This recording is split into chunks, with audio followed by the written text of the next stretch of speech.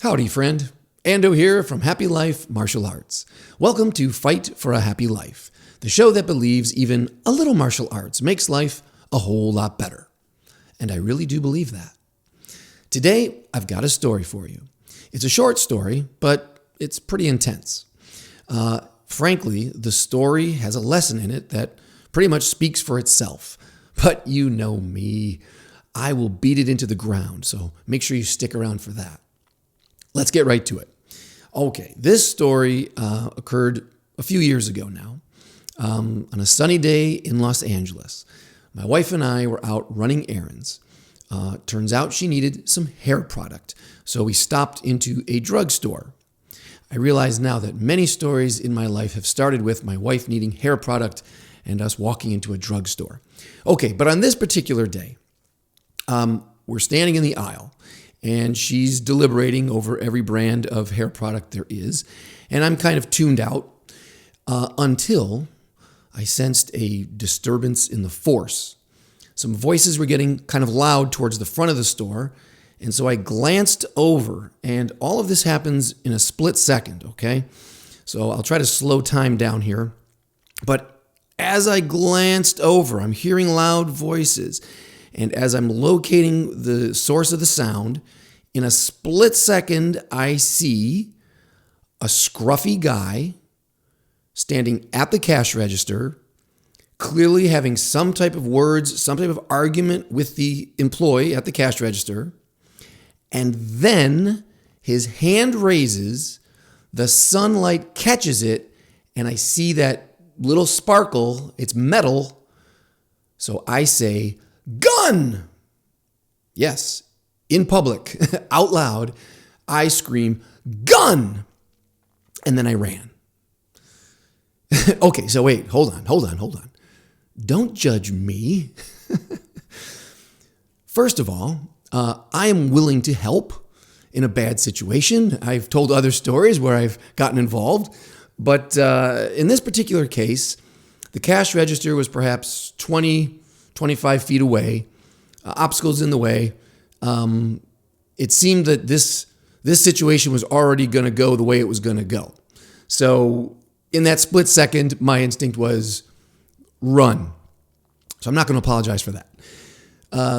Secondly, if you saw this on a security camera, if you saw me, it probably would have looked like I was a hero of sorts, because I say to the store at large, "Gun!" And then I immediately turn, as if shielding my wife, and herd her towards the back of the store, away from the gunman. And then we both bolt down that aisle. Okay, but now an honesty check.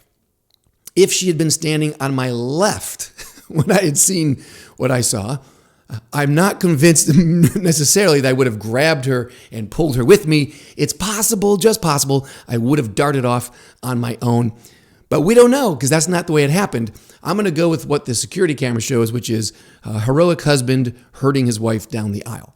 All right, so anyway, back to the story. Gun! Turn. Push wife running down aisle.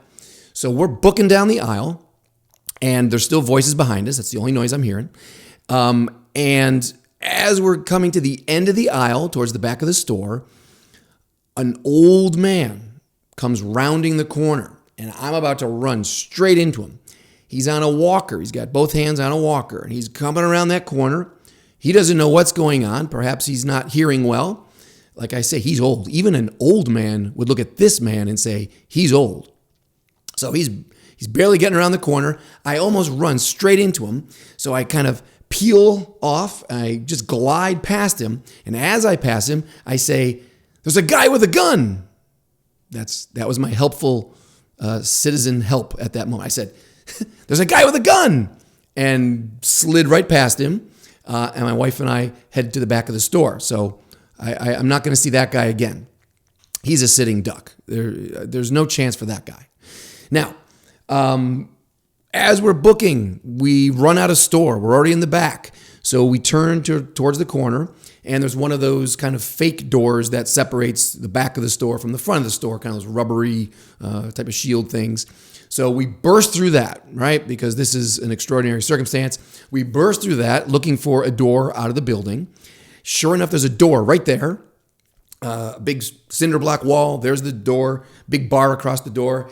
Push on the door. Locked.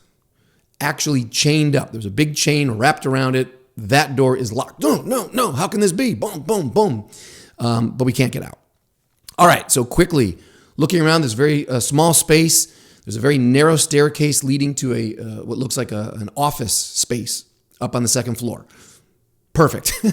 So we both book up the stairs, get through the door, leave the lights off. It's dark. Close the door. There's no lock or anything on it, but we just close the door and we huddle to the back of the room. And that's it. In that moment, listening for gunshots, listening for mayhem, hearts pounding in our ears, right? I shouldn't speak for my wife. Heart pounding in my ears. We were basically just waiting to die. In my mind, this guy's on a shooting spree. He's going to come through that door any moment, and he's going to just shoot us. Now, this didn't last long at this point. Once we've got up to this office, this didn't last long. But there was just enough time, thankfully, to learn a lesson. There was just enough time for my mindset to switch from hiding, waiting to die, and have that change into, wait, if anyone comes through that door, we attack. Doesn't matter what he's got, what the gun, doesn't matter. We're going down fighting. So there was just enough time to make that switch from doing nothing and deciding to do something if that situation arose. Now, at this point, it's been quiet. Other than some excited voices, it's been quiet. No gunshots have been fired. And we eventually hear an employee say, he's gone. Okay, so it seems like the coast is clear. And now I'll tell you why there were no shots fired. I was wrong.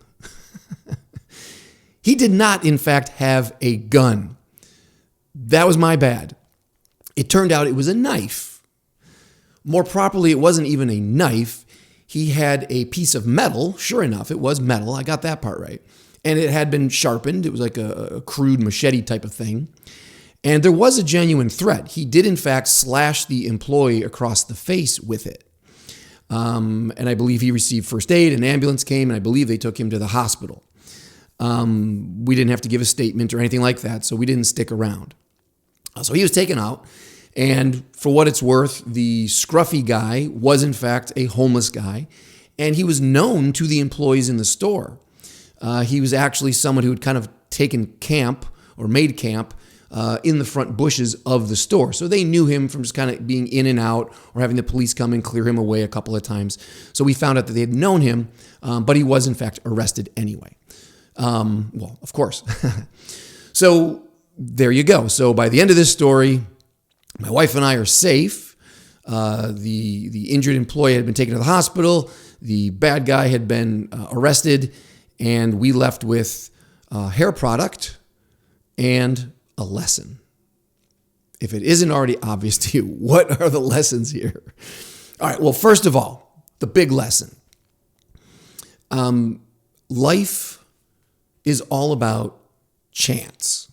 Life is just built on chance. Two kinds of chance that I'm going to break it down into.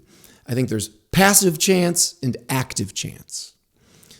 Passive chance is the idea of, hey, you know what? Sometimes you're just in the wrong place at the wrong time. On the other hand, you might be in the right place at the right time.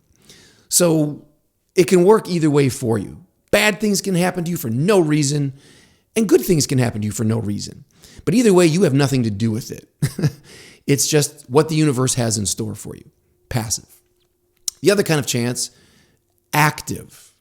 And by active, I mean you're choosing things. You are purposely taking chances. Choice. That's the mechanism of chance. Choice. Your choices at any given moment are going to put you on a path for either these chances or those chances. Good chances, better chances, bad chances, whatever. But your choices are going to dictate your chances. What do you do? What do you not do? That's what it comes down to. Because not doing something is also a choice, right? You choose to do something or you choose to wait and not do something. Take the old man, for example, because he's the key character to this whole story, in my opinion. The old man took a chance by choosing to leave his house that day. He is physically vulnerable. He's on a walker. I don't believe he could hear very well because he hadn't already turned for the back door when I yelled gun. So here's someone who's vulnerable, yet he left his house. He took that chance to leave. Presumably he drove. He certainly didn't walk. He drove there, and I'm sure his reflexes aren't what they used to be. So he took a chance getting into a vehicle. How about that? Now you could say, wow, maybe that was reckless. Maybe he shouldn't have left his house, or the home. Maybe he shouldn't have been driving. But on the other hand, isn't he also taking a chance staying at home? Don't you also take a chance not socializing with anyone and just being in your home all day alone? Doesn't that lead to isolation and loneliness and depression? Doesn't that take you down a different path? Yeah. Not exercising his independence, still feeling, no matter what his vulnerabilities are, that he's able to get into a car, drive himself to the store, buy what he needs, and come home. Just that exercise of willpower, that is worth something. And isn't it also true that he could be at home, choosing to not go out, fall in the shower, no one's there to help him, and he dies alone at the bottom of a shower. So he's taking a chance whether he leaves the home or whether he doesn't leave his home. That's why this is so interesting. Let's talk about me. Even more interesting.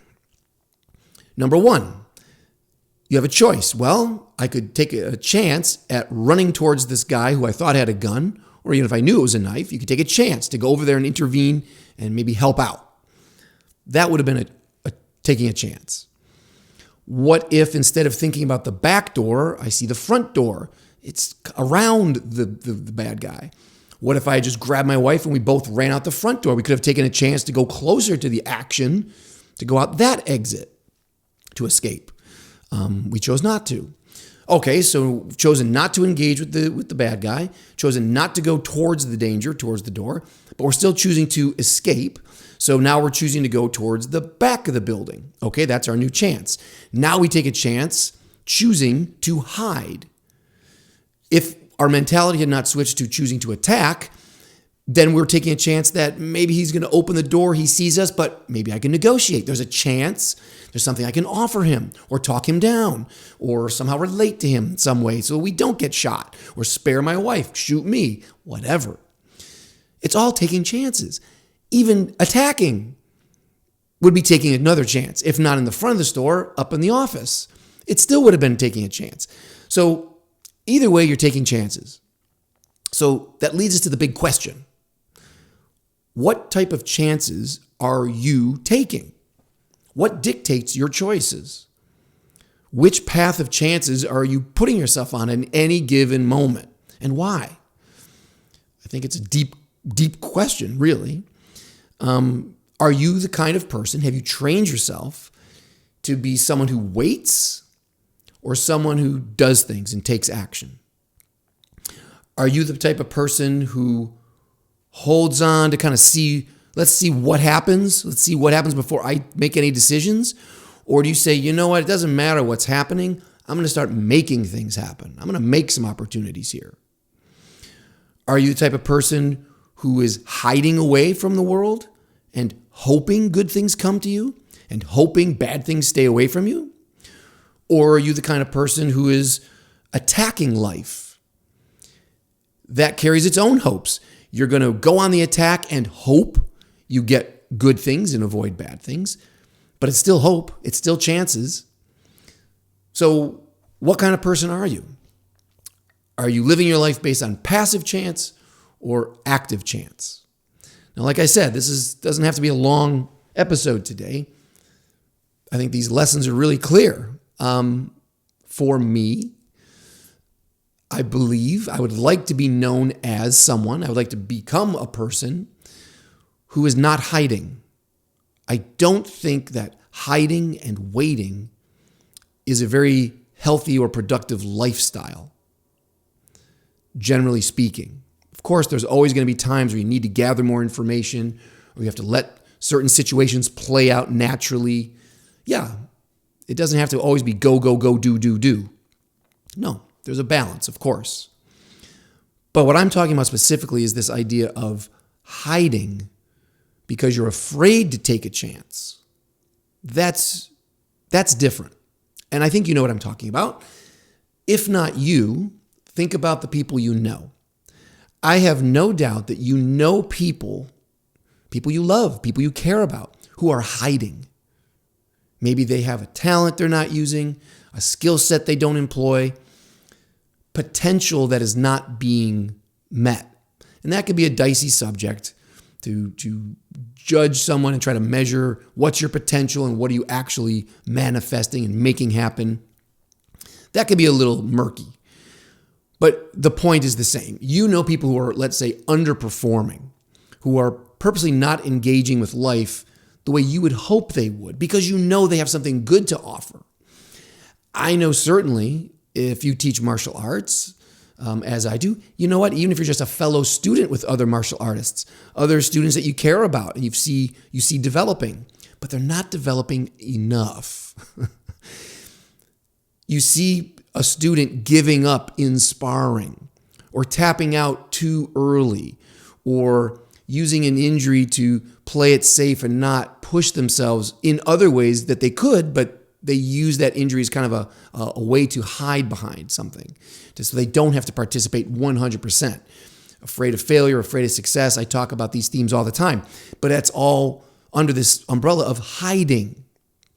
Something is preventing you from actively making choices that put you on a path that takes more chances, the chances that you can be proud of, win or lose.